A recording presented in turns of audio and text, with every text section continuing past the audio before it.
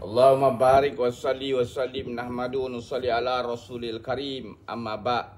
Sayyidina Abu Zar radhiyallahu an meriwayatkan, saya telah berkata, wahai Rasulullah, nasihatkanlah saya. Rasulullah SAW bersabda, bertakwalah kepada Allah Subhanahu Wa Taala kerana takwa adalah asas bagi segala amalan. Saya berkata lagi, tambahkan untuk saya. Baginda SAW pun bersabda, ambil beratlah untuk baca Al-Quran kerana Al-Quran adalah nur untuk kamu di dunia ini dan bekalan untukmu di langit pada hari kiamat. Hadis riwayat Ibnu Hibban. Sayyidina Abu Zar radhiyallahu an meriwayatkan, saya telah berkata, wahai Rasulullah sallallahu alaihi wasallam, nasihatkanlah saya. Rasulullah SAW bersabda, bertakwalah kepada Allah SWT kerana takwa adalah asas bagi segala amalan. Saya berkata lagi, tambahkan untuk saya. Baginda SAW pun bersabda, ambil beratlah untuk membaca Al-Quran kerana Al-Quran adalah nur untuk kamu di dunia ini dan bekalan untukmu di langit pada hari kiamat. Hadis riwayat Ibnu Hibban.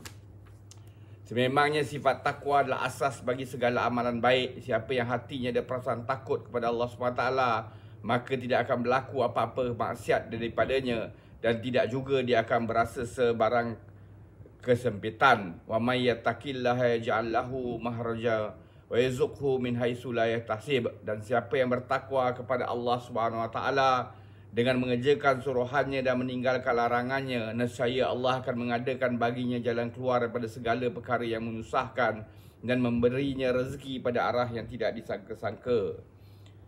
Sayyidina Abu Zar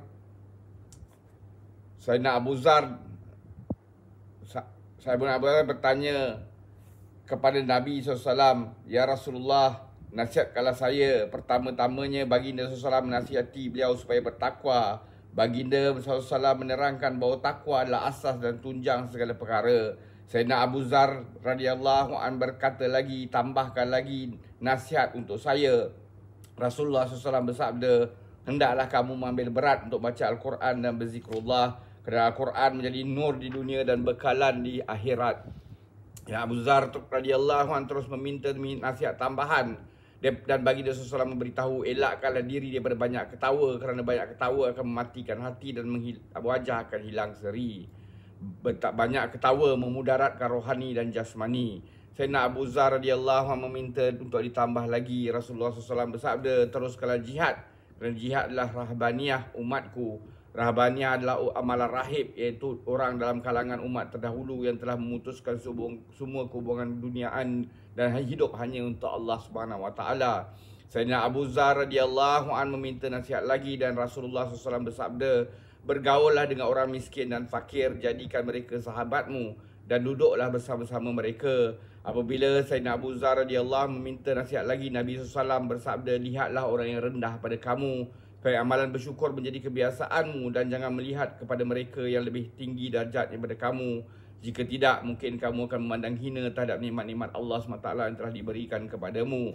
Apabila Sayyidina Abu Zar radhiyallahu anhu meminta nasihat lagi, Nabi SAW bersabda, hendaklah melihat kesalahan dirimu sendiri supaya menjadi benteng dirimu daripada mencaci orang lain, dan jangan berusaha untuk mengambil tahu keaiban orang lain sedangkan kamu sendiri terlibat dengan perkara itu.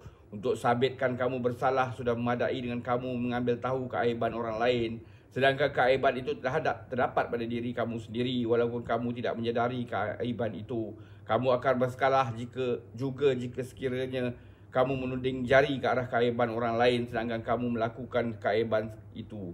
Setelah itu Nabi SAW menepuk dada Sayyidina Abu Zar radhiyallahu dengan tangannya lalu bersabda, wahai Abu Zar, tidak ada kebijaksanaan yang menyamai perancangan yang baik, dan tidak ada takwa yang menyamai meninggalkan perkara-perkara yang diharamkan, dan tidak ada kemuliaan yang dapat menandingi akhlak yang mulia.